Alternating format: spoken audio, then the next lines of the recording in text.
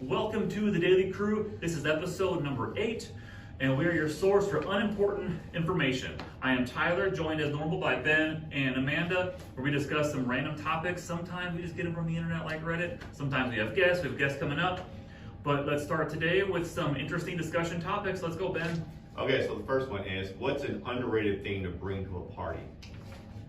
Underrated to bring to a party. I think you're the king of this because you like to bring like cookies to parties. Is there store-bought? People love cookies. Yeah. People love cookies. I don't like showing up empty-handed. Yeah. I like to have something, and I don't drink beer, so I don't ever bring a I gotta bring something, and sweets. People love sweets at parties. Cookies. Yeah.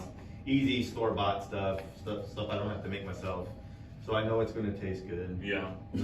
I know people are gonna like it, and it's not a mess later on that I have to clean up. You're right. Yeah. And I would I think that's underrated. Things like cookies, baked goods. Anything, Amanda?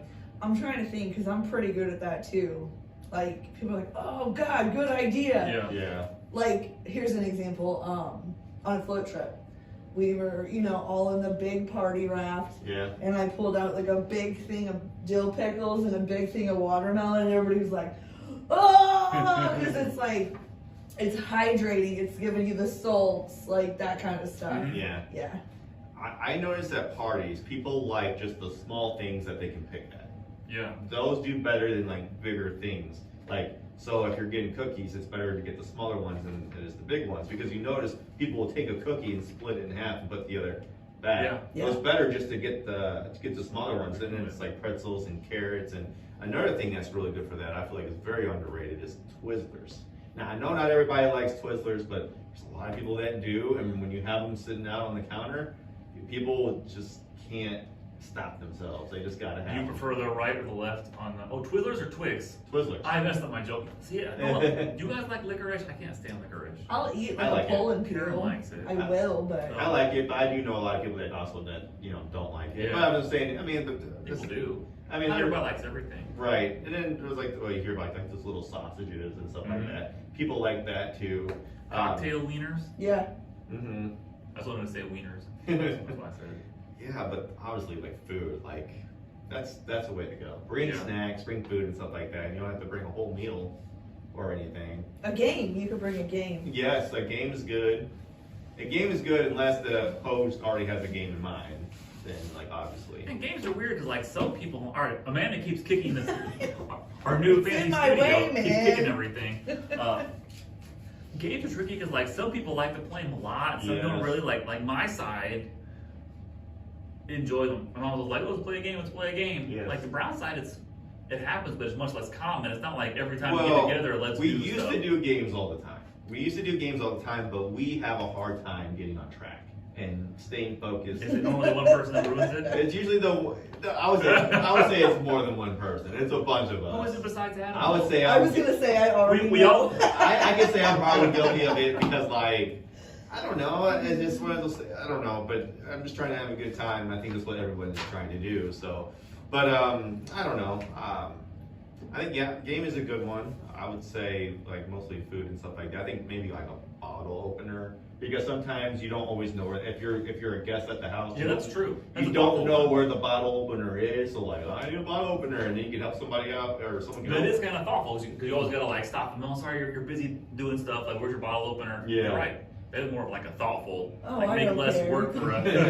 Hey, where's your corkscrew? Well, I know. Honestly, I think that's how people get so good at opening bottles without a bottle opener. Because you always see people on TikTok that are just like right up on the counter. Now, I don't want anyone doing that to my kitchen counter, No, but no. I see people doing that though. Have any of you successfully done the beer cap opener like on a counter? No. No. I would never Oh try no, that. I've seen it on TikTok. I have seen it. I did it once. We were on a family vacation a few years ago, and we were at some house. They had like a really like fancy. It was like a stone counter thing outside. I was like, all right, this seems like a good time. I'm not going to break something trying this. So I get it at the edge and I pop it, and it worked pretty much okay. And then the lid popped off, but it took a little bit of the glass with it. Yeah. So naturally, the top was a little bit sharp, as glass tends to be. So the safest route is to get that bottle to my wife and not tell her that the top was sharp. So she actually ended up cutting her lip a little bit. She's like, I think it's a little bit sharp. Like, yeah, I think I broke the top. Sorry, I didn't see it.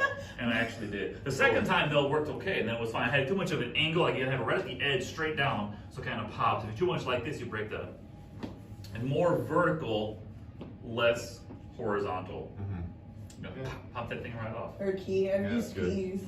I never used it. Yeah, I actually used to keep a bottle opener on my keychain. No, I mean like a key, Oh, an actual key. gotcha. Yeah. Okay, that makes sense. Speaking of glass shards, I knew a guy in college. We're still friends. His name is Aaron Crumley. We're still friends, but he's one of a big family, kind of like you. And his brother, we were hanging out with one time, and his brother was kind of like a bit of a crazy guy. Like, he was in the Marines, which is not bad to be a Marine, but you got a certain mindset, a little bit forward in a lot of ways to be that kind of guy and that kind of person. And he went into a long discussion on how to properly break a beer bottle on your head. Yeah. Like, you can't do it at the front because you'll break it. You'll like start shooting out blood, and you got to do it in the back of your head. Yeah. There's a lot more in there. And people make the rookie mistake of trying to pull away real quick. You really got to.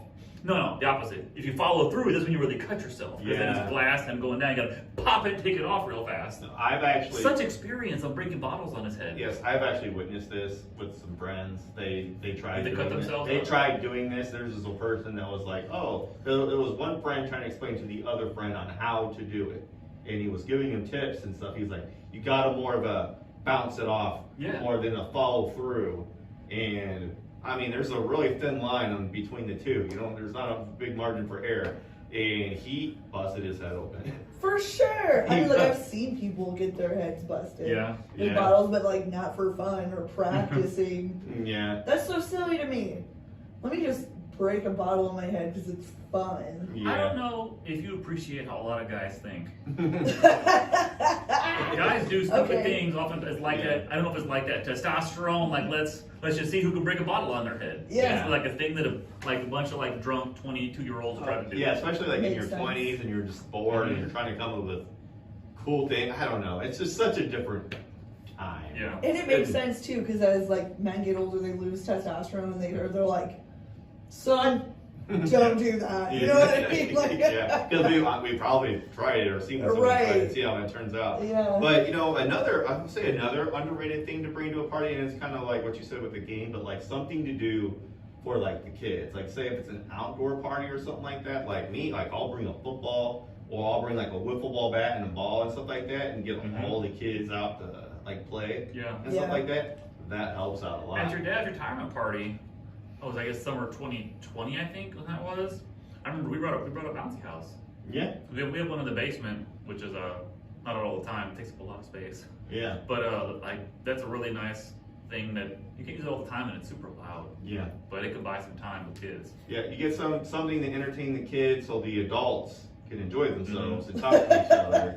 That is a good thing to bring. And it doesn't like about that is good, but like sometimes just like a football, bring a soccer ball, bring stuff if it's like outdoors or if you're gonna be in the backyard or something like that. Very underrated. It's so funny that like when we were kids, well, I don't know about you guys, but like if parents are partying, it didn't matter what we had to do or anything, but we were just go, don't come to me. You know what I mean? And now it's like, you're like, let me bring something. There's a big difference in that, like that you talked about being a little more aware of our parenting style, because that's so true. Because my parents never were partiers. We were be at things sometimes, and it was like, we're gonna go, we'll leave when we're ready.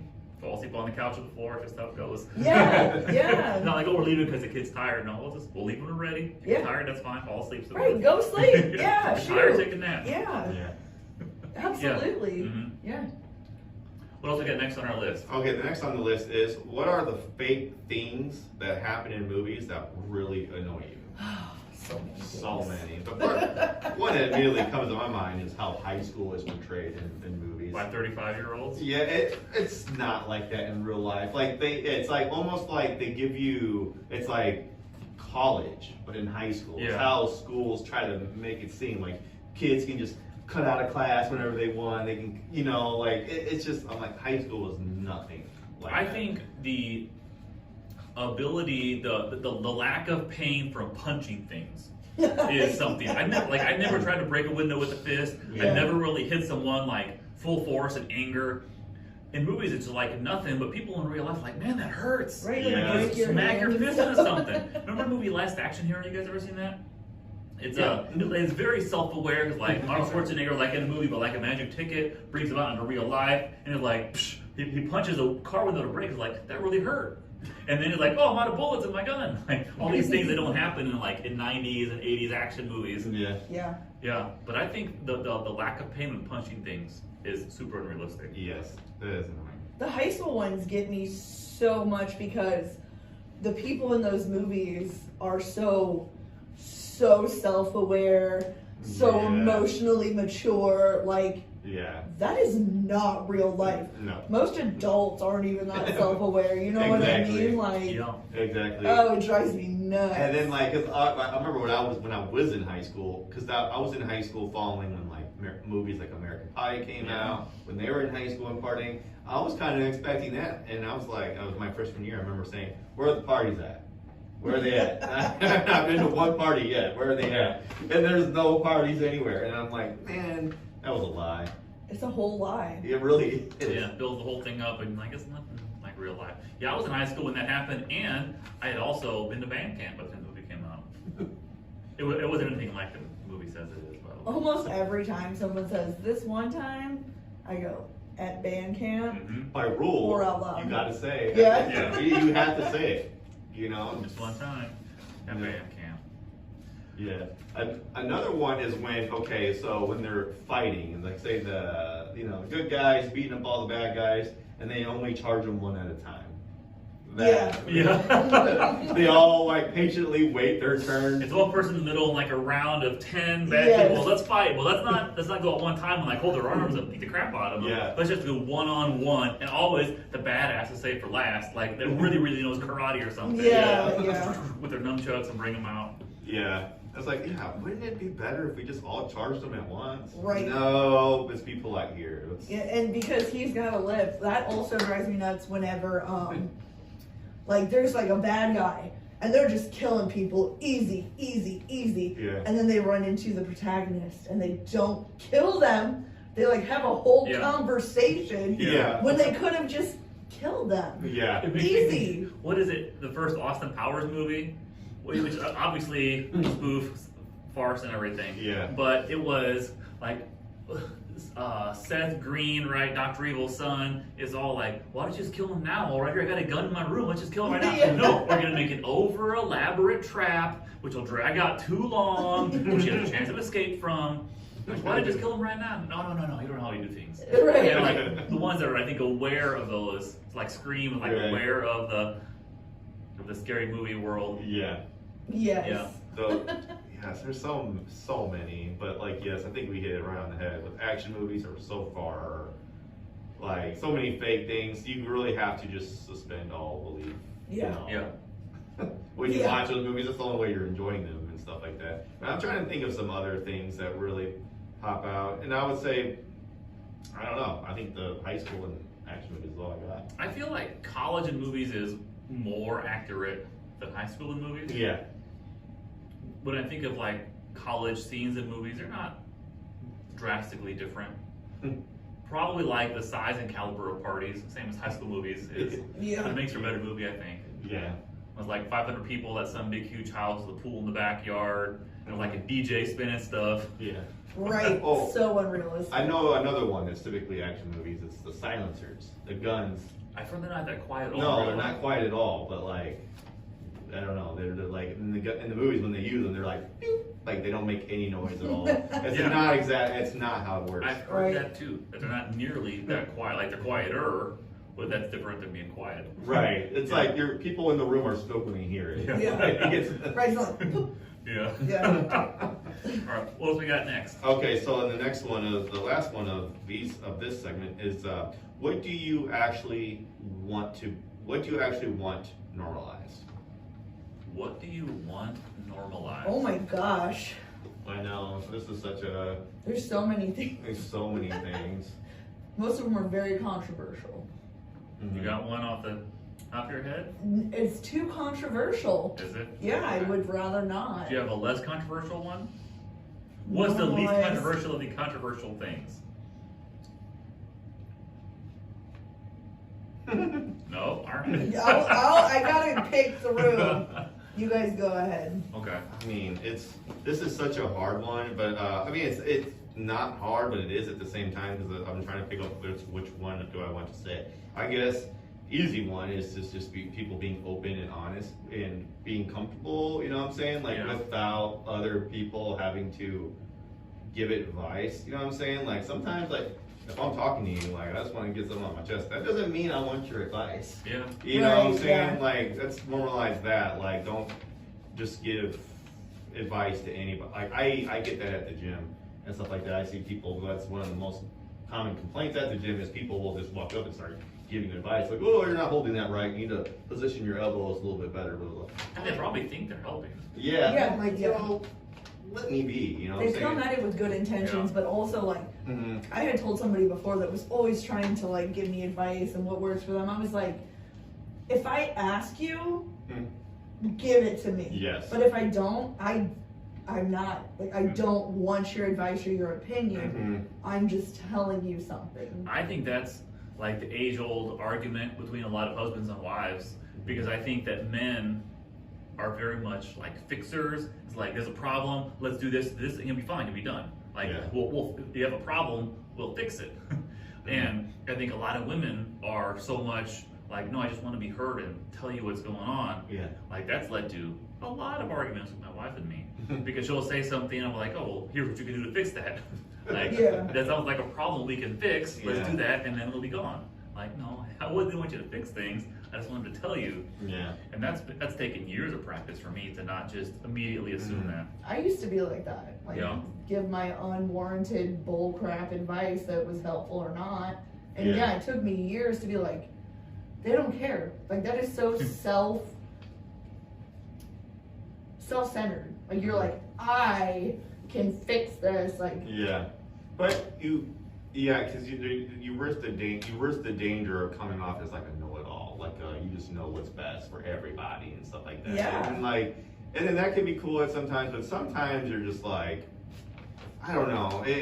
Sometimes people are just not. People just want to be heard. They want to get it off their chest. Yeah. And then sometimes they know. If it's obvious, they know what they need to do, but it's not Yes. always that simple. Mhm. It's not always that like. Yeah.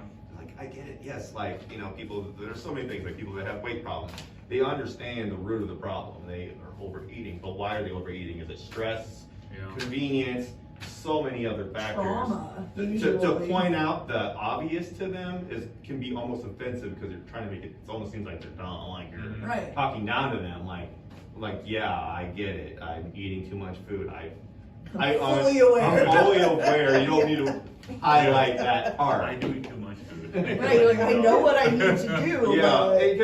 Yeah, I think it's when it sounds like you're questioning someone's intelligence. That usually gets you into trouble. That's probably a lot of that probably is what makes everyone feel that way. Like on some level, Yeah. like calling me dumb. Yeah. Mhm. Yeah. So and then a lot of times I do agree that sometimes it's not always just what you say, it's how you say it. How do Yeah. you come off? Yeah. You know what I'm saying? Like, Yeah. did you sound frustrated? Did you sound annoyed because I'm telling you something that I've been dealing with, and you just have to stop and listen to what I have to say? Like, is it really bothering you? Know, like Yeah. stuff like that. One thing I try to, it's fascinating when I look back, like at Karen and me, like the biggest fights we've had have always been mostly my fault, but with the purest, best of intentions. Yeah. And the execution was where everything just crumbled apart. Mhm. And I think it's so interesting because all of it was like I thought I knew what to do because I thought it through like, oh, she'll want this or not want this, and I'll do this, it'll be great. Mhm. And then I'm way wrong. Yeah. I mean, a lot of times that is just a struggle. We don't always know how to react to things and stuff like that. Because I struggle with that when I'm trying to listen to someone and then they're telling me something deep and personal. I'm like, I don't know how to react. I don't know what to say. Mhm. I don't want to be like, okay, or be downplay what they're going through. It really is. I don't know what to say. Because I don't know what I would do if I was in your situation. Yeah. But at the same time, like they're just telling me they don't really want anything from me in return. Yeah. So it works out, but it can be awkward though, Yeah. because you don't know what to just say. don't do anything. Yeah, I mean. That's what, like, a lot of people are like, Yeah. I just want you to listen and Yeah. not say anything. Yeah. So, like, you don't have to be uncomfortable. I mean, you'll probably still be uncomfortable, Yeah. but, like, you don't have to, like, Yeah. try to Yeah. do anything. I think that's something we can all relate to because, For like, yeah, sure. even though we're not expected to say anything, they don't want us to say anything, but it's like our human nature to like be helpful, Yeah. say something, be there for a friend, because like they always say like, hey, I'm going to be here for you. What way do you want me to be here for you? And it turns out like they just want you to listen to them. But it's Yeah. not always that, you know what I'm saying? It's not always that easy. And that's not always true, too. Yeah. You know, Right. communication is key. Yeah. Yeah, it really is. Yep, I would agree. What other things do we want to be normalized? I mean, we just hit honesty and all that stuff, and not being overly helpful.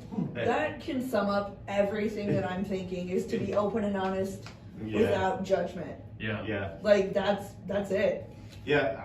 I feel like the whole world would be just so much better if everybody could just be open, say what they're into, say what they like, and you know what I'm saying, like normalize like what kind of music you like or what kind of anything. Like, don't turn off music just because there's other people in the room. If you like it, you should be listening to it. Yeah. You know what I'm saying? There's a lot of people that do that, and I used to be guilty of this. Like, I like music of all different kind of genres and stuff like that. But I'm like, oh, there's other people here. I better listen to the popular stuff. Yeah. You know what I'm saying? Like, Yeah. I feel like normalize your interests so other people can do that too, and then they can also be comfortable, and then it's just a win-win for everybody. Yes. Yeah.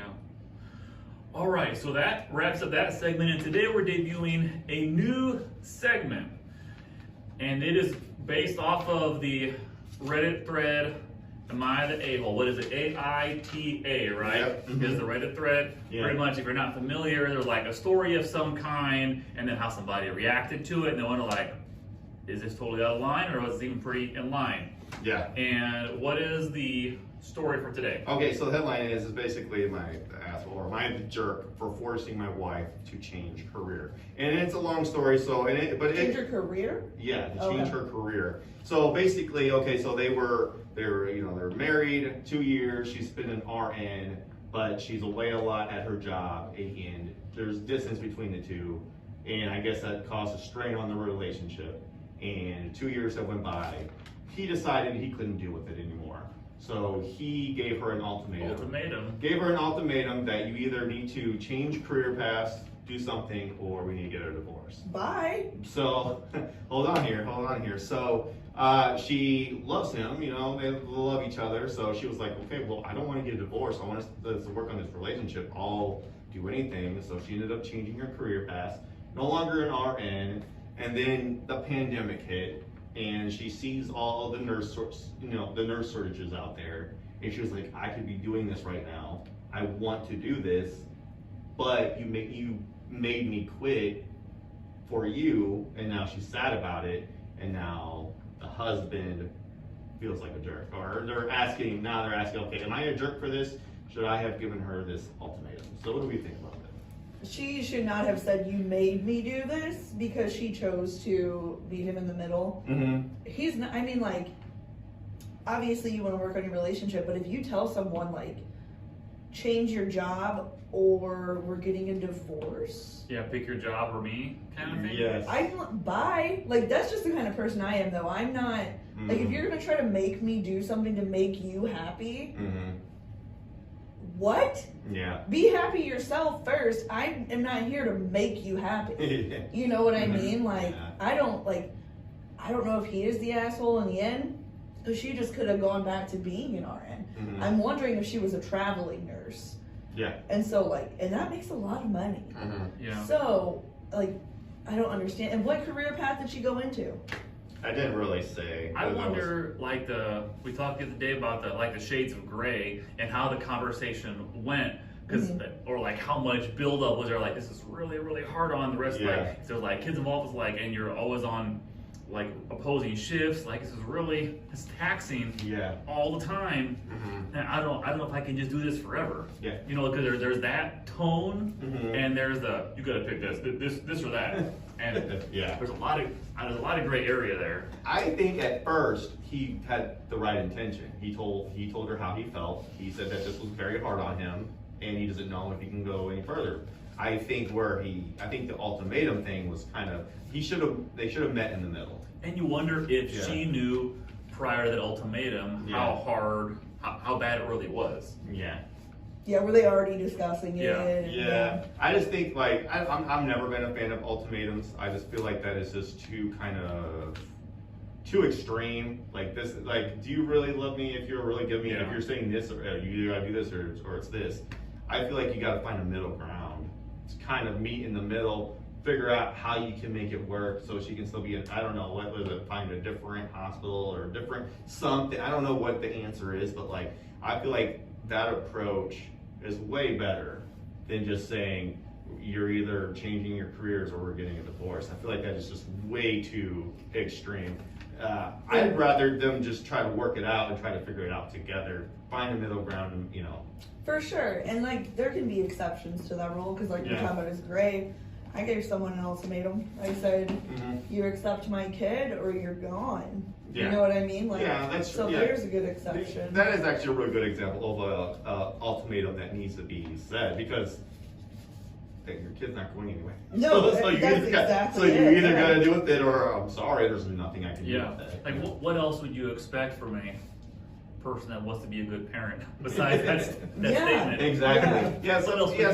Some ultimatums are good if they're done if they're done appropriately. But like this or anything, if it's like oh, I don't want you going out with your friends anymore, or stuff like that. I feel like that is just way too, because that's you're showing the person that you're willing to move on without them when you're giving them an ultimatum. That you're saying that like I'm ready to move on without you.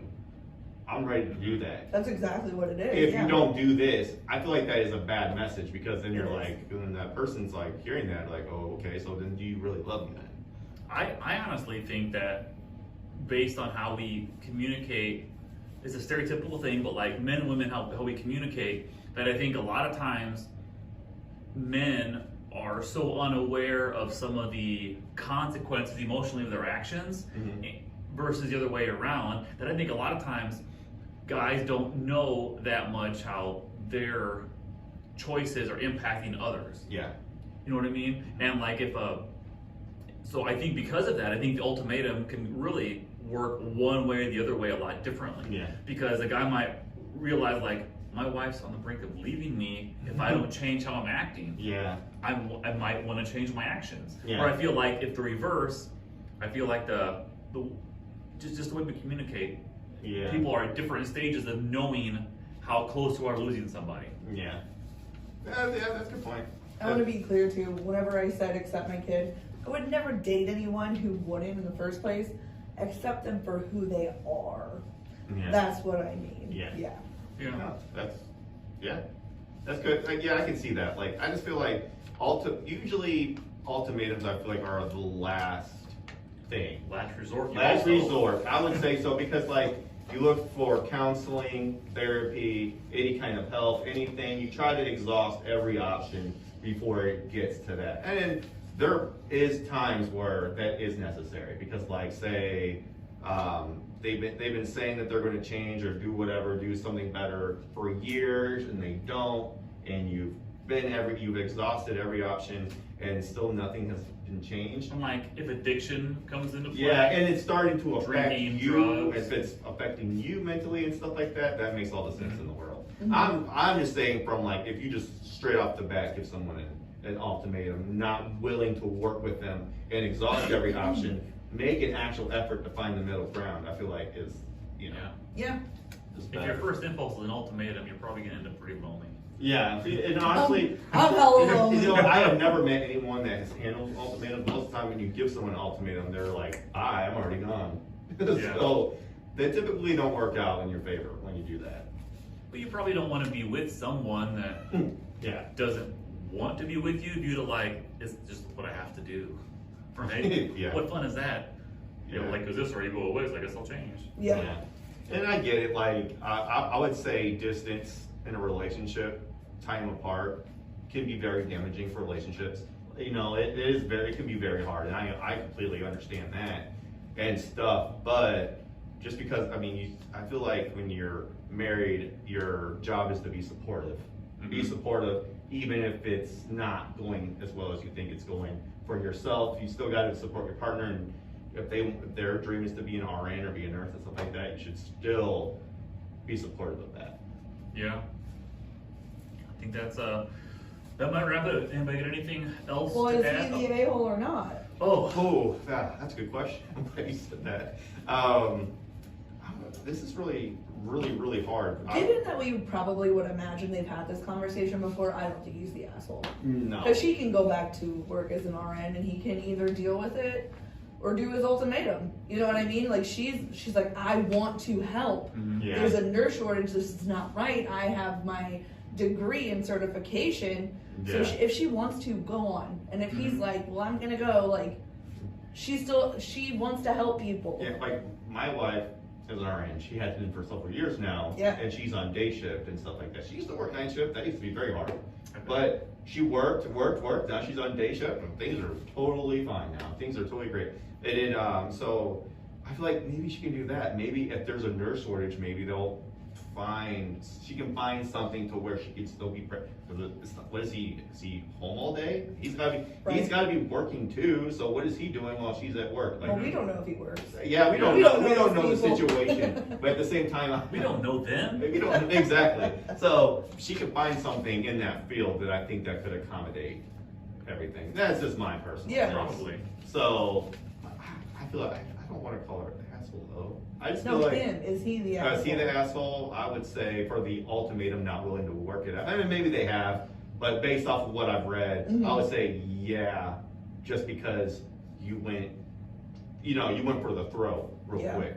I would say, if I had to pick, not knowing the people, but I would say that he probably was the a-hole, because I don't want to be the person that stands between the person I care about being and achieving what they want to do and be. Yeah. I don't want that on my conscience, on my shoulders, like I'm holding somebody back. I should be lifting somebody up. Yeah. Yeah. So I would probably say, not knowing the situation intimately, that he probably is an a-hole.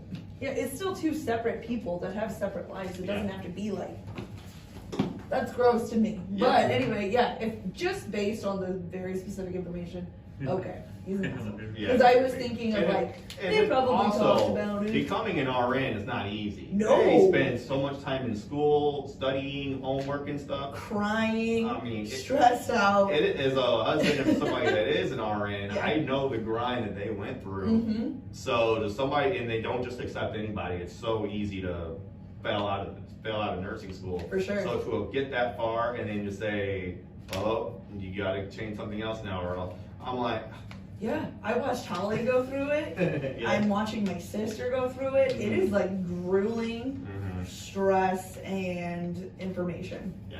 Yeah. So yeah, I would say that he's an asshole.